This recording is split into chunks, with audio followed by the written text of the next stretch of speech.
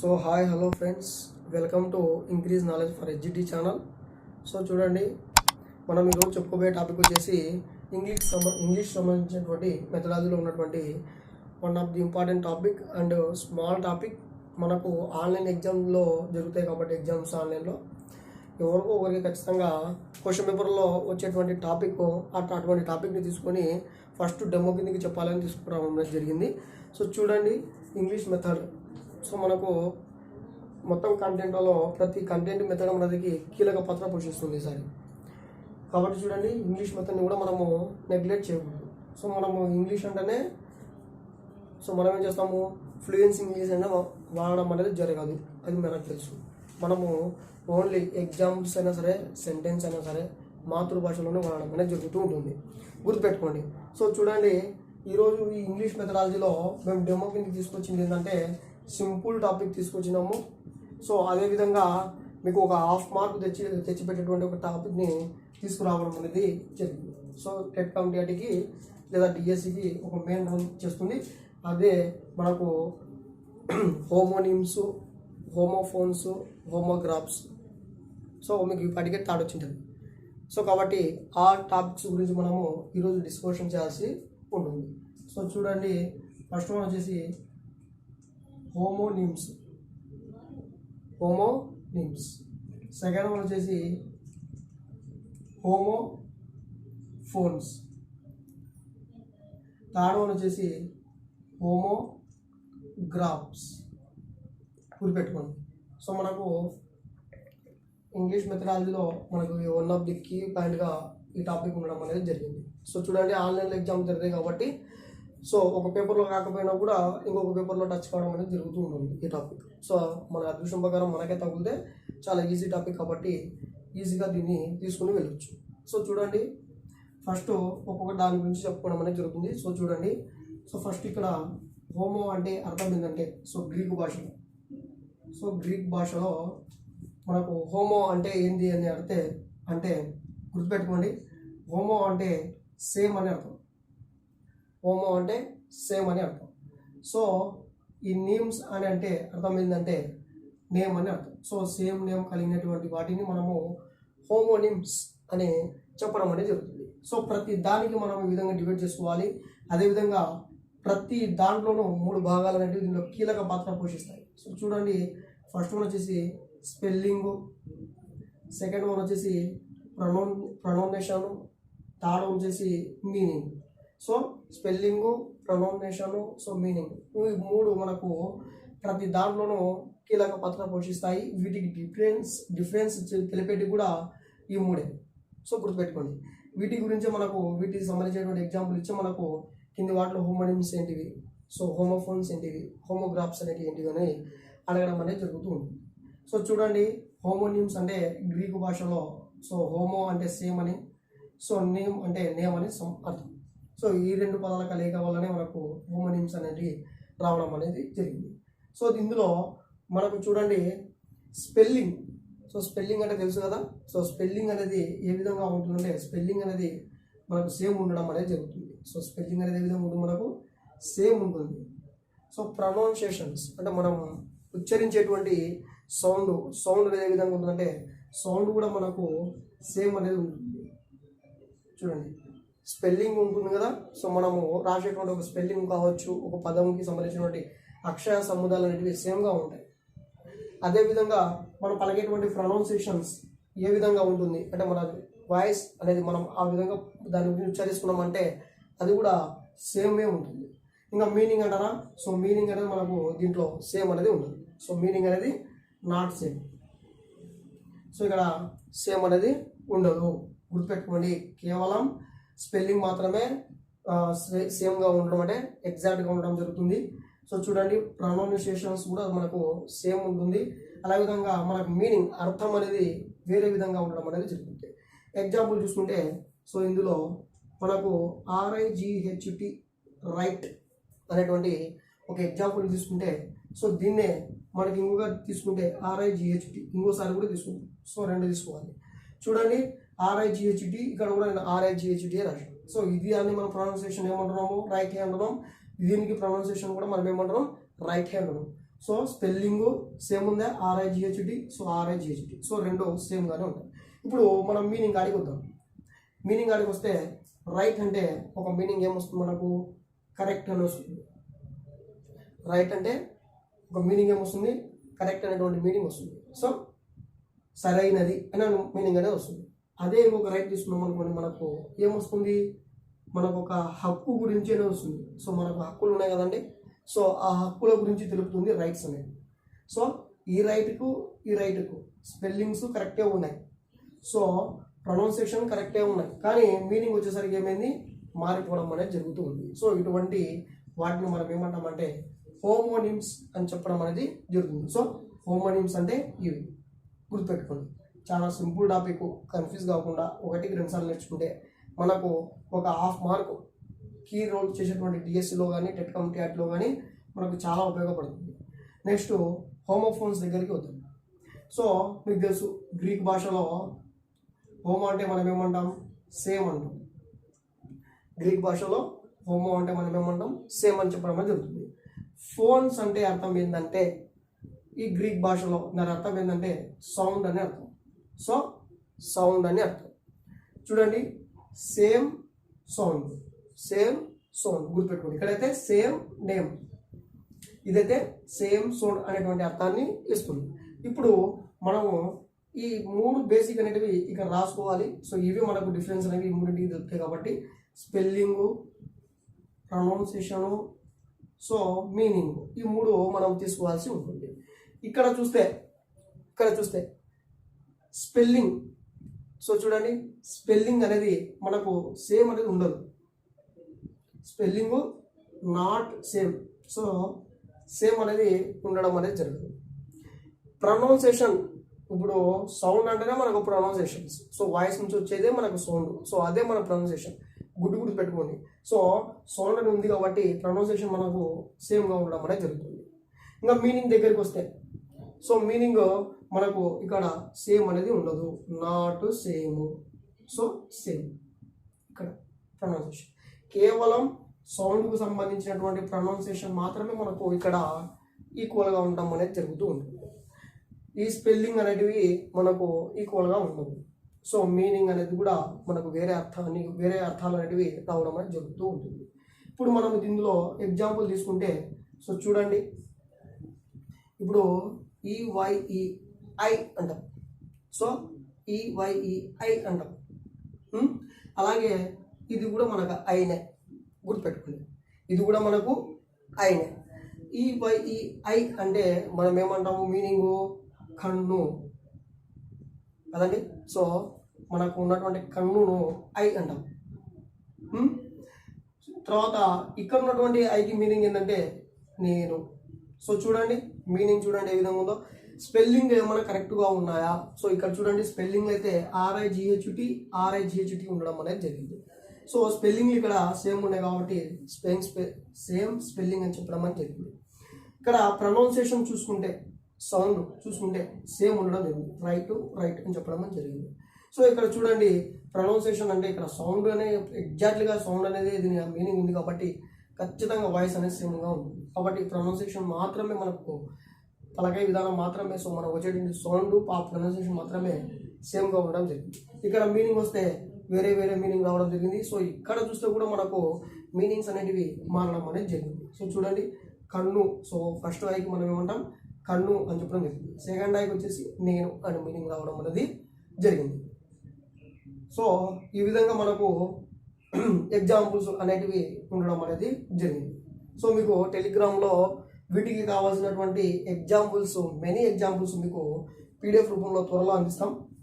So మీరు మాత్రం matter రాసుకున్నప్పుడు రాసుకోండి. మీకు కావాల్సినటువంటి ఎగ్జాంపుల్స్, దీనికి సంబంధించినటువంటివి ఎగ్జాంపుల్స్ మేము తీసి చాలా ఇస్తాం. ఇంకా ఉన్నాయి ఇక్కడ, మనము ఇంకా కావాల్సినటువంటి కీ అని రాయొచ్చు, KEY key. So KEY key, ఒక కీ వచ్చేసి మనకు ఏమన్నా అర్థం ఇస్తుంది చూసుకోండి. ఇంకో ఎగ్జాంపుల్ రాద్దాం. ఇక్కడ కీ ఉంది, ఇక్కడ కీ అనేది అర్థం రాస్తున్నాం. స్పెల్లింగ్ సేమ్ ఉంది, ప్రొనౌన్సియేషన్ సేమ్ ఉంది. మీనింగ్ వచ్చేస్తే కీ అంటే మన ఆన్సర్లకు కూడా కీ అడుగుతాం. ఇప్పుడు మన క్వశ్చన్ రాసాం అనుకోండి, క్వశ్చన్ పేపర్ ఇచ్చిన తర్వాత ఆన్సర్ కీ అడుగుతాం. సో అది కూడా కీనే. మనము తాళం చెవి, సో దానికి మనం ఏమంటాము కీ, దాన్ని ఉపయోగించేది కూడా కీనే. అదేవిధంగా ఇంకో కీ ఎక్కడ వాడతాము, ఇంకో కీ ఎక్కడ అంటే కంప్యూటర్లలో ఉంటాయి చూడండి, టైపింగ్లో వాడేటువంటి కీస్, సో అవి కూడా దానిలో కూడా మన కీస్ అంటాం. సో ఈ విధంగా చాలా ఎగ్జాంపుల్స్ అనేవి ఉండడం జరిగింది. మనకి ఇక్కడ స్టీల్ అని ఉంది, STL స్టీల్ అన్నా ఏమి STAL స్టీల్ అన్నా రెండు ఒకటే. అంటే మనం ఉచ్చరించేది ఒకటే, కానీ STL స్టీల్ అంటే మన అర్థం ఏంది, ఒక లోహం వస్తుంది. అర్థమవుతుందా? ఈ విధంగా మనకు సేమ్ అనేటువంటి ఓన్లీ ప్రొనౌన్సియేషన్ మాత్రమే ఉండడం అనేది జరుగుతుంది. ఎక్కడ? హోమోఫోన్స్లో. గుర్తుపెట్టుకుని హోమోఫోన్స్లో ఈ విధంగా ఉండడం అనేది జరుగుతుంది. నెక్స్ట్ మనం హోమోగ్రాఫ్స్కి వచ్చేద్దాం. హోమోగ్రాఫ్స్ దగ్గరికి వస్తే గుర్తుపెట్టుకోండి, హోమోగ్రాఫ్స్ దగ్గరికి వస్తే ఇక్కడ మనము గ్రీక్ పదాలు ఇవి కూడా విడగొట్టడం జరుగుతుంది. సో రెండు గ్రీక్ పదాల కలయిక ఇవి. సో ఫస్ట్ వచ్చేసి హోమో అంటే అర్థం సేమ్, సో అర్థం ఏంది సేమ్. గ్రాఫ్స్ అంటే మనము ఏమంటాం, రాయడం లేదా గీయడం అనేటువంటి అర్థం వస్తుంది. అంటే టు రైట్ లేదా సో డ్రాయింగ్, సో గీయడం అనేటువంటి మీనింగ్ అనేది రావడం జరుగుతుంది. ఈ రెండు పదాల అర్థాలు హోమోగ్రాఫ్స్కి రావడం అనేది జరుగుతుంది. చూడండి ఇక్కడ మనము spelling, so pronunciation, so meaning అనేటువంటివి పెట్టుకుంటే ఇక్కడ రాస్తున్నాం కదండి. సో ఇక్కడ చూడండి రాయడం అంటే ఏంది, స్పెల్లింగే మనం రాసేది. సో స్పెల్లింగ్ అనేది మనకు కరెక్ట్గా ఉంటుంది, సో సేమ్గా ఉంటుంది. స్పెల్లింగ్ అనేది ఏ విధంగా ఉంటుంది, సేమ్గా ఉండడం అనేది జరుగుతుంది, సో ఈక్వల్గా ఉంటుంది. ఇంకా మనకు ప్రొనౌన్సియేషన్కి వస్తే సో ప్రొనౌన్సియేషన్కి ఏం సంబంధం లేదు కాబట్టి నాట్ సేమ్. ఇంకొకటి మీనింగ్కి వస్తే సో మీనింగ్ కూడా మనకు వేరే అర్థం అనేది రావడం అనేది జరుగుతుంది. So not same. ఇప్పుడు చూడండి దీనికి ఎగ్జాంపుల్ తీసుకుంటే లీవ్ అంటాం, అదే LIVని మనం లైవ్ కూడా అంటాం. సో గుర్తుపెట్టుకోండి, సో లైవ్ అంటాం, లైవ్ అని చెప్పడం కూడా జరుగుతుంది. సో చూడండి ఇదేమో లైవ్, ఇదేమో లీవ్. అర్థమవుతుందా? సో మనకు ప్రొనౌన్సియేషన్ చూడండి, ఇది లీవ్ అని వస్తుంది, ఇది లైవ్ అని వస్తుంది. ఈ లీవ్ అనేటువంటి అర్థం ఏమొస్తుంది మనకు, లీవ్ అంటే ఏంటి, మనము ఆ రోజు మనము లీవ్ అడగడం అంటే ఏమని అర్థము తెలుగులో దీనికి? లీవ్ అంటే ఆ రోజు రాకపోవడం, సో లీవ్ అడుగుతాం కదా మనము, సో లీవ్. ఇది లైవ్ అంటే మనకు జీవంతో ఉండడం, సో ప్రాణంతో ఉండడం లైవ్ అంటే. అర్థమంతా? లీవ్ అంటే మన ఆ రోజు ఆఫీస్కి మనం ఏమడతాం, లీవ్ అడుగుతాం, సో ఆ రోజు మేము రామని చెప్పేసి ఆ దానికి సంబంధించినటువంటి మీనింగ్ అనేది వస్తుంది. సో చూడండి మళ్ళీ చెప్తున్నాను, హోమోనిమ్స్, హోమోఫోన్స్, హోమోగ్రాఫ్స్. సో హోమోఫోన్స్ని మనం ఏమంటామంటే హెటెరోగ్రాఫ్స్. సో దీనికి మరొక పేరు ఏంటంటే హెటెరోగ్రాఫ్స్. సో మరొక పేరు దీనికి హెటెరోగ్రాఫ్స్. ఇక్కడ చూడండి ఈ హోమోఫోన్స్ని ఎక్కువ శాతము ఎవరు వాడతారంటే క్రియేటివిటీ ఉన్నటువంటి పోయిట్స్ వాడతారు, సో కవులు, లిటరేచర్స్ వాడతారు. అర్థమవుతుందా? క్రియేటివ్నెస్ పెంచడానికి వాడతారు. ఇంకొక ఎగ్జాంపుల్ చెప్పుకుంటే దీంట్లో మనకి SUN సన్ ఉంది, SON సన్ కూడా ఉంది. సో గుర్తుపెట్టుకోండి, SUN సన్ అంటే సో ప్రొనౌన్సియేషన్ మాత్రమే సేమ్ ఉండాలి. దీంట్లో SUN సన్ అంటాం, SON సన్నే అంటాం. సో దీన్ని సన్నే అంటాం, దీన్ని కూడా మనం సన్ అంటాం. అంతేనండి, సేమ్ ప్రొనౌన్సియేషన్ ఉంది. ఒకవేళ స్పెల్లింగ్ చూడండి, ఇక్కడేమో SUN ఉంది, ఇక్కడేమో SYN ఉంది. ఒకసారి మీనింగ్ చూస్తే ఈ సన్కు సూర్యుడు అని వస్తుంది, ఈ సన్కు కుమారుడు అని వస్తుంది. అర్థం చేసుకోండి. సో ఈ విధంగా మనకు ఎగ్జాంపుల్స్ అనేటివి, సో దీనికి సంబంధించినటువంటి many examples previous DSC bits మేము త్వరలో ఏం చేస్తామంటే గ్రూప్లో పెడతాం, టెలిగ్రామ్ గ్రూప్లో. అక్కడ పెట్టేసి, లేకపోతే మేము దీనికి ఇంగ్లీష్కి సంబంధించిన PDF ఇస్తున్నాం కదండి. సో ఆ PDF ఇస్తున్నప్పుడు ఒకరోజు ఏం చేస్తామంటే దీనికి సంబంధించినటువంటి PDF తయారు చేసి దాంట్లో ఇంటర్నెట్లో అవైలబుల్ ఉన్నటువంటి మెయిన్ ఉన్నటువంటి ఎగ్జాంపుల్స్ తీసుకొని ప్రీవియస్ పేపర్లో ఏమైనా ఉన్నాయేమో, సో ఉంటాయి ఖచ్చితంగా. ఇది లేని పేపర్ ఒక్కోసారి రాదు, సో కొన్ని పేపర్లో ఖచ్చితంగా ఉండొచ్చు. కాబట్టి అక్కడ ఉన్నటువంటి ఎగ్జాంపుల్ తీసి ఆ PDFలో తయారు చేసి మీకు అవైలబుల్లో ఇస్తాం టెలిగ్రామ్లో. సో కాబట్టి చూడండి, ఏ వీడియో అయినా సరే చూడండి, మీరు స్కిప్ చేయకండి, ఇది బ్యాడ్ హ్యాబిట్. నేను చెప్తున్నా ముందు నుంచే, ఇది సినిమా కాదు, లైఫ్. ఇప్పుడు మూవీలో మనకు నచ్చకపోతే ఏం చేస్తామంటే స్కిప్ చేసుకుంటూ పోతాం, ఆ సాంగ్స్ కానీ ఏమన్నా కానీ. ఇది లైఫ్ అండి. చూడండి, మీకు ఏదో ఉపయోగపడుతుంది, సో మా వల్ల ఒకరు యూజ్ చేసుకున్నా కూడా చాలు అనేటువంటి ఉద్దేశంతో మేము వచ్చాం.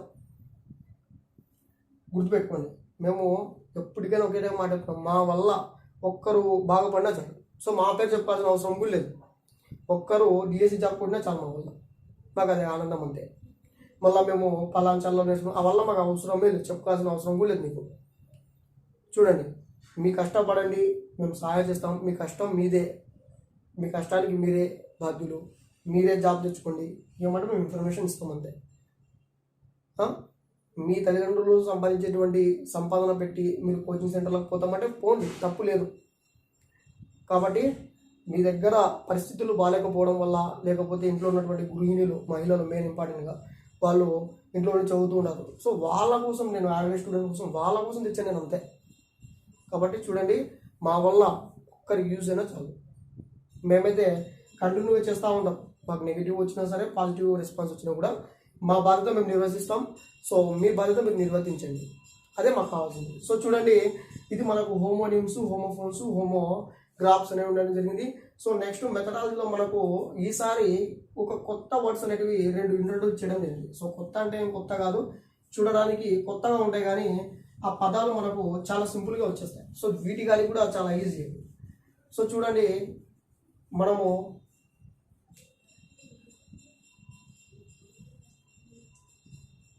చూడండి ఇంకేమున్నాయంటే ఇంకొక 2 వర్డ్స్ అనేటివి సపరేట్గా టాపిక్ ఉండడం జరిగింది, అది కూడా కలిపి ఇక్కడనే చెప్తాం. ఒకటి వచ్చేసి సో హైపర్ నిమ్స్, ఇంకోటి వచ్చేసి హైపోనిమ్స్, హైపోనిమ్స్ అనేటువంటివి 2 టాపిక్లు అనేటివి మనకు సపరేట్గా మెథడాలజీలో ఇవ్వడం జరిగింది. సో అవి కూడా ఇక్కడనే చెప్పేసుకున్నాం. చూడండి, చూడడానికి మనకు కొత్త వర్డ్స్ లెక్కన ఉంటాయి. హైపర్ నిమ్స్ ఏంది, హైపోనిమ్స్ ఏంది అని. సో చూడండి, ఈ హైపర్ నిమ్స్, హైపోనిమ్స్ గురించి మనం చెప్పుకుంటే చాలా ఈజీ. మనకు వర్గాలుగా వర్గీకరిస్తున్నప్పుడు జాతి, ఉపజాతి, కేటగిరీ, సబ్ కేటగిరీ, సో ఈ విధంగా ఉంటాయి కదండి. సేమ్ ఆ జాతికి చెందినవి. ఇప్పుడు చూడండి, ఇవి కూడా మనకు గ్రీక్ భాషల నుంచి విడదీసినాం అనుకోండి. సో గుర్తుపెట్టుకోండి, గ్రీక్ భాషల నుంచి విడదీసినాం అనుకోండి. సో ఇది హూపర్, న్యూమో అనేటువంటి 2 పదాలుగా విడిపోవడం అనేది జరుగుతూ ఉంది. So Hooper, pneumo. చూడండి, హూపర్ అని అంటే దాని అర్థం ఓవర్ అని అర్థం, అంటే దాని తెలుగులో అర్థం పైన. గుర్తుపెట్టుకోండి. న్యూమో అనే అర్థం అంటే ఏంటంటే సో నేమ్, అంటే పేరు, దీని గ్రీక్ భాషలో గల పేరు. నెక్స్ట్ ఈ హైపో దగ్గరికి వస్తే ఇది హూపో మరియు న్యూమో అనేటువంటి పదాల కలయిక. ఏ పదాలు ఇవి? గ్రీక్. సో గ్రీక్, వీటి అర్థం ఏంటంటే సో హూపో అంటే అండర్, దాని అర్థం తెలుగులో క్రింద. సో నెక్స్ట్ న్యూమో అంటే సో నేమ్, అంటే పేరు. దీని అర్థం ఏమొస్తుంది తెలుగులో అంటే పై పేరు, సో కింద పేరు అనేది వస్తుంది. సో మనకు కామెడీ కనిపించినా కూడా సో దీని మీనింగ్ అది. హైపర్ నిమ్స్, హైపోనిమ్స్ అనే అర్థం ఏంటంటే చూడండి, హైపర్ నిమ్స్ అనేటివి ఒక జాతికి సంబంధించినవి, అంటే ఒక జాతికి చెందినవి. మనం వర్గీకరణ చేస్తే, పదాలను వర్గీకరణ చేస్తే ఒక జాతికి సంబంధించినవి. అదే పదాలను వర్గీకరణ చేస్తే ఇవి ఒక ఉపజాతికి సంబంధించినవి. చూడండి, జాతి పెద్దదా ఉపజాతి పెద్దదా అంటే జాతే పెద్దది, దాంట్లో ఉన్నటువంటి కొంత భాగమే మనకు ఉపజాతి అని చెప్తాం. ఇప్పుడు ఇంకో ఎగ్జాంపుల్ చూడండి, ఒక కేటగిరీ. సో కేటగిరీ ఒక కేటగిరీకి సంబంధించింది, ఇది సబ్ కేటగిరీకి సంబంధించినది. సబ్ కేటగిరీ, కేటగిరీ పెద్దదా సబ్ కేటగిరీ పెద్దదా అంటే కేటగిరీ పెద్దది. మీకు ఎగ్జాంపుల్స్ చెప్తే ఇంకా బాగా అర్థమైపోతుంది. చూడండి, హైపర్ నేమ్స్ అంటే మనకు గుర్తుపెట్టుకోండి చాలా విశాలమైనటువంటి భాగం కలిగినది. హైపోనిమ్స్ అంటే ఈ విశాలమైన భాగంలో నుంచి కొంత భాగము మనకు తీసుకుంటాం. అంటే ఇందులో ఉన్నటువంటి భాగాన్ని మనం ఏం చేస్తామంటే పక్కకు తీసుకొని చెప్తాం. ఎగ్జాంపుల్స్ చూడండి, దీనికి సంబంధించి బర్డ్స్, సో తెలుగులో పక్షులు, ఇది ఒక జాతి, ఇది ఒక కేటగిరీకి సంబంధించి అంటే మనం ఎగ్జాంపుల్ తీసుకోవడం జరిగింది పక్షులు. మనము దీంట్లో ఉన్నటువంటి సబ్ కేటగిరీ తీయాలి కాబట్టి అంటే ఇక్కడ ఉన్నటువంటి ఎగ్జాంపుల్స్ ఏమొస్తాయంటే పక్షుల్లో ఎగ్జాంపుల్స్ ఏమొస్తాయి మనకు సబ్ కేటగిరీ కింది. సో ఏదో స్పారో, ప్యారెట్, పీకాకు, డావ్, ఇవల్ల ఏంటివి? సో పిచ్చుక, పావురము, సో నెమలి, ఇవల్ల ఏంటివి? చిలుక, ఇవల్ల ఏంటివి అంటే ఇందులో ఉన్నటువంటి సబ్ కేటగిరీలు. అర్థమవుతుంది ఎప్పుడన్నా? ఇది కేటగిరీ, ఇది సబ్ కేటగిరీ. అంటే ఇది పూర్తి జాతికి సంబంధించినది. ఇది ఆ జాతిలో ఉన్నటువంటి రకాలను సబ్గా అంటే పక్కకు తీసుకు చెప్పేది అనమాట. సో ఇది సబ్ కేటగిరీకి సంబంధించినటువంటిది హైపోనిమ్స్, కేటగిరీకి సంబంధించినవి హైపర్ నేమ్స్. ఇప్పుడు యానిమల్స్ తీసుకున్నా కూడా అంతే. సో యానిమల్స్ అని అంటాం, ఇది ఒక జాతి, జంతు జాతి. మనకి దీనిలో సబ్ కేటగిరీలు ఏమొస్తాయి? ఎగ్జాంపుల్ కిందికంటే డాగు, హార్సు, బుల్లు, నెక్స్ట్ వచ్చేసి కావు. సో చూడండి, ఇవల్ల ఏంటివి? దీనిలో ఉన్నటువంటి ఎగ్జాంపుల్స్ అంటే సబ్ కేటగిరీస్. వీటిని మనం జంతువులే అంటాం, సో దీన్ని మనం జంతువులే అంటాం. సో ఏమంటే ఇది ఒక జాతికి సంబంధించింది, ఇది ఈ జాతిలో ఉన్నటువంటి భాగానికి సంబంధించింది. సో కాబట్టి చూడండి, హైపర్ నిమ్స్, హైపోనిమ్స్ అని సంబంధించినవి వస్తువులు ఉన్నాయి, థింగ్స్ జాతికి సంబంధించినవి. ఇందులో ఉన్నటువంటి మనకి ఎగ్జాంపుల్ వర్తం చూసినామా, అవి ఉపజాతికి సంబంధించి సబ్ కేటగిరీ. అవి ఏంటివి? ఇక్కడ వస్తువులు మనకు పెట్టె, టేబుల్, బుక్కు, సో ఇవల్ల ఏంటివి? పుస్తకాలు, చైరు. కాబట్టి చూడండి, హైపర్ నేమ్స్ అంటే ఒక జాతికి చెందినవి లేకపోతే ఒక కేటగిరీకి చెందినవి. హైపోనిమ్స్ అంటే సో చూడండి ఉపజాతికి చెందినవి, సబ్ కేటగిరీకి చెందినవి. సో మనము వీటిని చేయడం జరుగుతుంది. ఇది పూర్తి జాతి మొత్తాన్ని తీసుకుంటుంది. ఇది జాతిలో ఉన్నటువంటి భాగాలను డివైడ్ చేసుకుంటూ పోతూ ఉంటుంది. సో ఒక జాతికి సంబంధించినటువంటి ఆ భాగాలను పార్ట్లను తీసుకుంటూ వెళ్తూ ఉంటుంది. మానవ శరీరం అనేటువంటి తెలిపేది ఇది. ఆ శరీరంలో భాగాలను తెలిపేది హైపోనిమ్స్. చూడండి, ఓవర్ అంటే పైన, సో పై భాగం మొత్తం అంటే మొత్తాన్ని టోటల్ చేసుకునేది ఇది, దాని కింద ఉండేది ఇది. అర్థమైందా ఇప్పటికైనా? సో దీని అర్థం ఇది రావడం అని చెప్తాయి. సో మనకు ఉన్నటువంటి తెలుగు మెథడాలజీలో సింపుల్గా ఇంగ్లీష్ మెథడాలజీలో సింపుల్గా ఉన్నటువంటి టాపిక్ ఇది. కాబట్టి మేము దీన్ని డెమోగా తీసుకున్నాము. మీకు ఇది ఇన్ఫర్మేషన్ కానీ వర్త్ అనిపించింది అనుకోండి, సో లైక్ చేయండి, షేర్ చేయండి అండ్ కామెంట్ చేయండి. ముఖ్యంగా మీరు ఈ మ్యాటర్లను ఏదే కాదు ఏ దాన్ని కూడా మీరు స్కిప్ చేయకండి. చూసే పాటైతే పూర్తిగా చూడండి, మేము అప్పుడే మీకు ఒక హ్యాబిట్గా అయిపోతాం. కాబట్టి కామెంట్ కూడా చేయండి. సో మా మెథడాలజీ చెప్పే విధానం బాగుందంటే కామెంట్ కూడా చేయండి. అది నెగిటివ్ అయినా సరే మేము తీసుకుంటాము, ఎందుకంటే తప్పులు చేయడం సహజం.